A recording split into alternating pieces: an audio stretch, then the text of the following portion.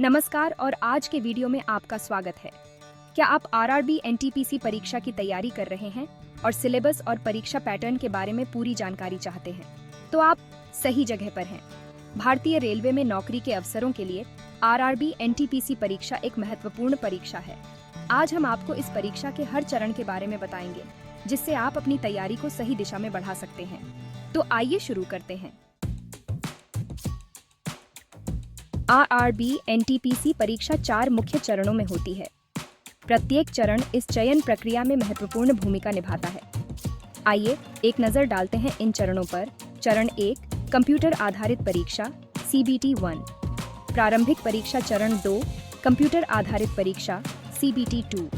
मुख्य परीक्षा चरण 3 टाइपिंग स्किल टेस्ट कंप्यूटर आधारित एप्टीट्यूड टेस्ट। यह कुछ पदों के लिए होता है, जैसे जूनियर क्लर्क और ट्रैफिक असिस्टेंट। चरण 4 दस्तावेज सत्यापन और चिकित्सा परीक्षा, अंतिम चरण भर्ती के लिए। अब हम हर चरण को विस्तार से समझते हैं। पहला चरण है CBT 1 और यह सभी उम्मीदवारों के लिए सामान्य है। इस चरण में 3 सेक्शन होते हैं। सामान्य जागरूकता, इसमें करंट अफेयर्स, भारतीय इतिहास, भूगोल, राजनीति और अन्य महत्वपूर्ण विषय शामिल हैं।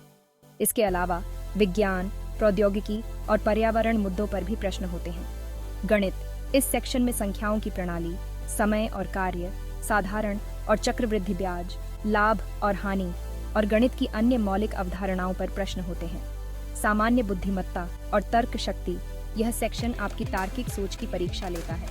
इसमें अनुप्रयोग, कोडिंग, डिकोडिंग, पहेलियां और डेटा इंटरप्रिटेशन शामिल हैं। यह परीक्षा 90 मिनट की होती है और इसमें 100 प्रश्न होते हैं, इसलिए गति और सटीकता पर ध्यान देना बहुत जरूरी है। CBT 1 के बाद आप CBT 2 में आगे बढ़ेंगे।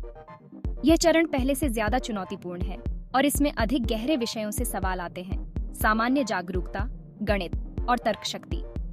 सामान्य जागरूकता में अब भारतीय संविधान, आर्थिक विकास और जीवन में विज्ञान के उपयोग जैसे विस्तृत विषय शामिल होते हैं। गणित में और अधिक जटिल समस्याएं होती हैं, जैसे त्रिकोणमिति और सांख्यिकी।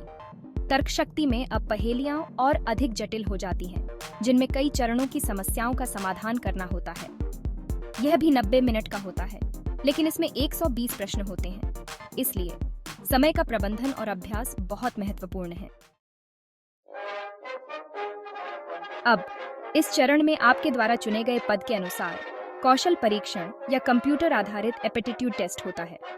क्लेरिकल पदों के लिए टाइपिंग स्किल टेस्ट होता है, जिसमें आपको कम से कम 30 शब्द प्रति मिनट अंग्रेजी या 25 शब्द प्रति मिनट हिंदी टाइप करने होते हैं।